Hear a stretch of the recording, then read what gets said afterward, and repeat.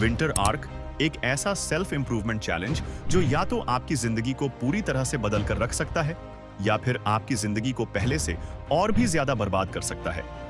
Reason सिर्फ एक है कि अगर आपने इस विंटर को फॉलो किया तो लाइफ बदल जाएगी, पर अगर आलस दिखाया तो पहले 8 घंटे रजाई गर्म करते थे, इस बार 12 घंटे करोगे। 2025 में कुछ ही मंथ्स बचे हुए हैं जो विंटर आर्क को अच्छे से फॉलो करेगा। वो दिसंबर के अंत में जाते जाते अचीवमेंट वाली फीलिंग लेकर जाएगा। दिमाग से निकाल दो कि मैंने 2025 पूरा वेस्ट कर दिया, क्योंकि अभी भी आपके पास एक लास्ट चांस बचा हुआ है और असली बाजी लास्ट चांस में ही खेली जाती है। तो अब आपको पूरी ताकत लगाकर इस लास्ट चांस में कुछ ऐसा करना होगा जो आपने आज तक नहीं किया। और वो कैसे होगा? इस वीडियो को पूरा देखकर इसमें बताए गए सारे स्टेप्स को फॉलो करने से। विंटर आर्क अक्टूबर के मंथ से शुरू होता है। तो अब क्वेश्चन ये आता है कि मैं इस वीडियो को 1 महीने पहले क्यों बना रहा हूं? तो मैं इस वीडियो को इसलिए बना रहा हूं ताकि आपको मैं विंटर आने से पहले उसके लिए तैयार कर सकूं। एक रेस को दौड़ने के लिए प्रैक्टिस करनी पड़ती है, पहले से अपने आप को तैयार करना पड़ता है। सोचो 2 लोग हैं, एक हो आप जिसने अभी इस वीडियो को देखा और अभी से ही वह सारे काम करना स्टार्ट कर दिया, वहीं दूसरा बंदा 1 महीने बाद ये सारे काम करने वाला है। तो अब आप ही मुझे बताओ कि ज्यादा आगे कौन जाएगा? ऑब्वियसली आप जाओगे, क्योंकि आपको उस काम का एक्सपीरियंस ऑलरेडी मिल चुका है। आप उस बंदे से ऑलरेडी 1 महीने आगे चल रहे हो, इसलिए अगले कुछ मिनट्स जो आप इस वीडियो में दोगे वो आप दे नहीं रहे हो, वो आप इन्वेस्ट कर रहे हो। और इन्वेस्ट की हुई कोई भी चीज आपको हमेशा रिटर्न में कुछ ना कुछ देकर ही जाती है। इसलिए इस वीडियो को पूरे फोकस के साथ देखो, बिकॉज अगले कुछ मिनट्स हो सकता है कि आपकी लाइफ को चेंज कर दे। अब वीडियो स्टार्ट करने से पहले आपके माइंड में कभी ना कभी ये क्वेश्चन तो जरूर आता होगा कि मॉनसून तो और भी बहुत सारे टाइप्स के होते हैं, पर विंटर आर्क इतना इंपॉर्टेंट क्यों होता है? ऐसी कौन सी चीजें हैं जिसके कारण विंटर आर्क को बेस्ट आर्क माना जाता है?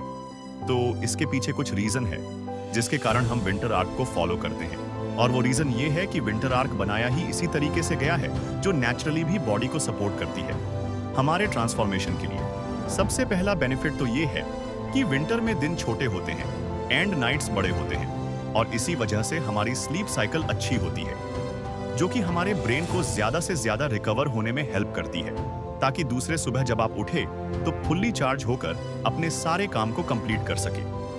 दूसरा बेनिफिट ये होता है कि इस टाइम पे टेम्परेचर ठंडा होता है एंड इसमें काम करना इजी होता है, क्योंकि ठंड में आप 1 से 2 कपड़े पहनकर अपने काम को कर सकते हो।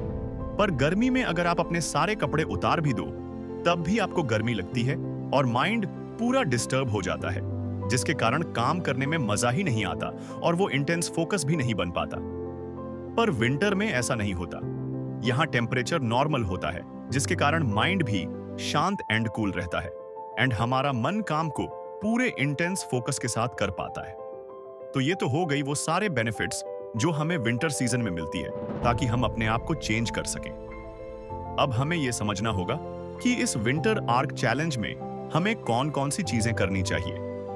पर उससे पहले मैं एक बात क्लियर कर देता हूं कि विंटर आर्क ये गारंटी नहीं करता कि आप लाइफ में सक्सेसफुल हो जाओगे, पर विंटर आर्क आपकी हेल्प जरूर करता है अपने आप को ट्रांसफॉर्म करने में। तो अगर आप इस चैलेंज को लेने के लिए तैयार हो तो आपको सबसे पहले यह जानना होगा कि इस चैलेंज में आपको करना क्या है।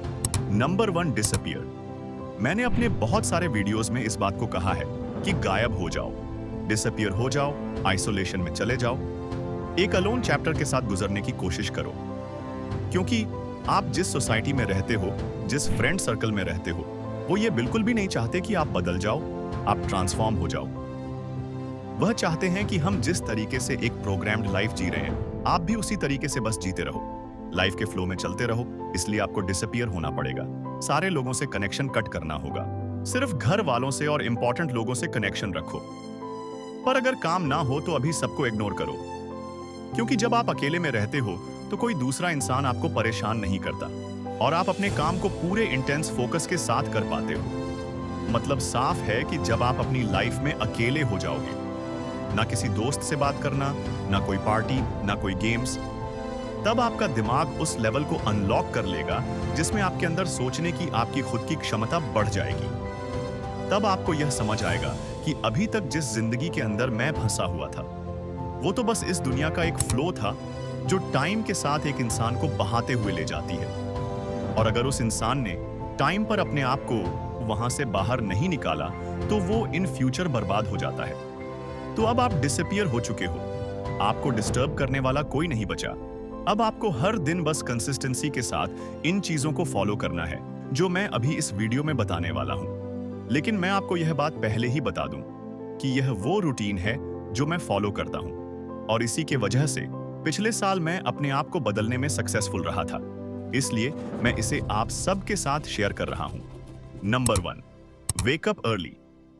सबसे पहले तो आपको दिन की शुरुआत सुबह सूरज के निकलने से पहले उठकर करनी है, क्योंकि इस टाइम पर तापमान बिल्कुल नॉर्मल होता है और आप एकदम फ्रेश फील करते हो। विंटर के सीजन में इस टाइम पर ठंड काफी ज्यादा होती है और यही सबसे अच्छी बात होती है, क्योंकि जब आप अपने बिस्तर से इतनी ठंड में उठते हो तो यह भी अपने आप में एक बहुत बड़ा मुश्किल टास्क होता है। जिसे आप कंप्लीट कर लेते हो तो आपको अपने अंदर से ही एक अलग लेवल की मोटिवेशन आती है, जिससे कि आप बाकी के सारे काम को भी बड़े आराम से कंप्लीट कर पाते हो। अगर मैं अपने बारे में बताऊं तो मैं हर रोज सुबह 5 बजे उठ जाता हूं और फ्रेश होकर रनिंग के लिए निकल जाता हूं, और यही आपको भी करना है।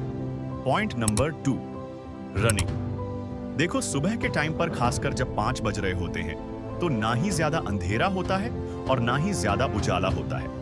इसलिए मैं इस टाइम को प्रेफर करता हूं रनिंग के लिए, क्योंकि इतनी ठंड में सुबह उठने के बाद हमारे बॉडी के अंदर का मेटाबॉलिज्म स्लो होता है।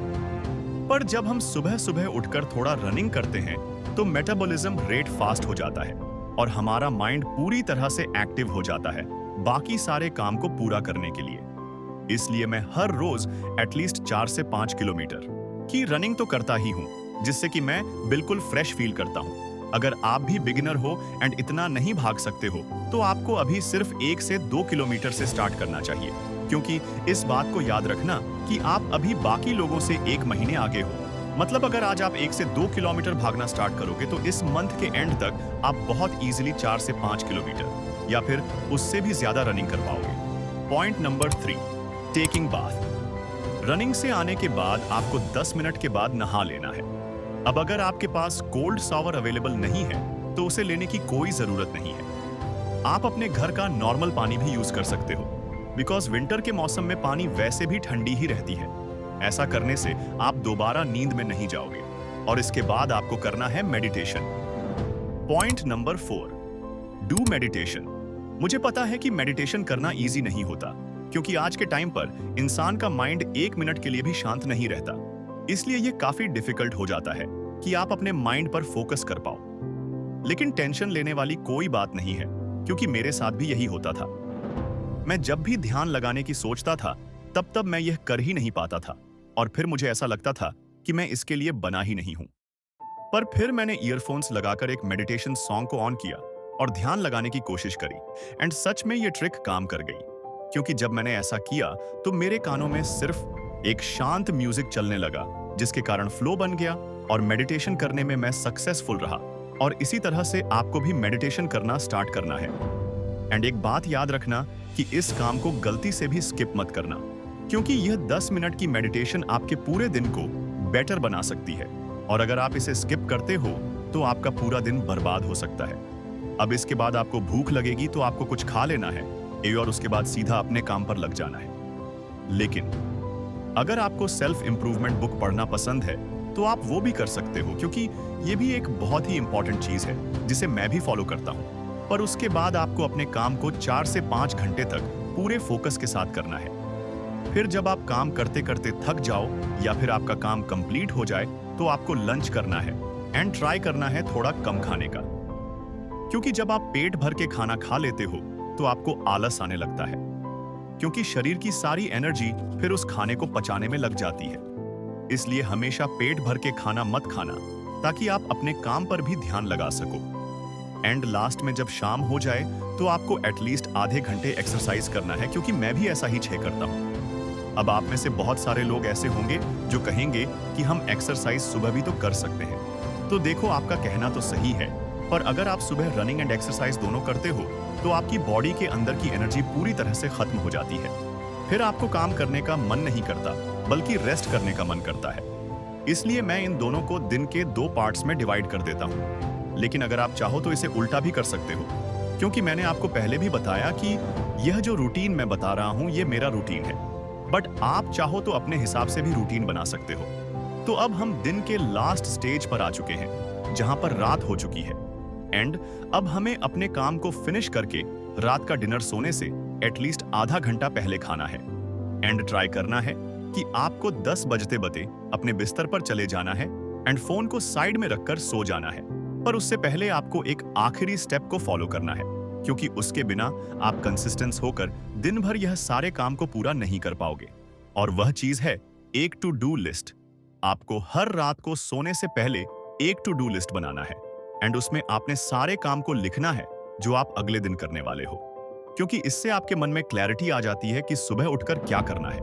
अगर आप इन सारे पॉइंट्स को 3 महीने के लिए अप्लाई करते हैं तो आपको रिजल्ट जनवरी में ही देखने को मिल जाएंगे और आपकी बॉडी ट्रांसफॉर्म हो चुकी होगी और साथ में आपका ब्रेन भी। अगर आपको वीडियो पसंद आई हो तो वीडियो को लाइक करके चैनल को सब्सक्राइब करना मत भूलना और अगले वीडियो किस टॉपिक पर बनाऊं यह कमेंट में जरूर बताना।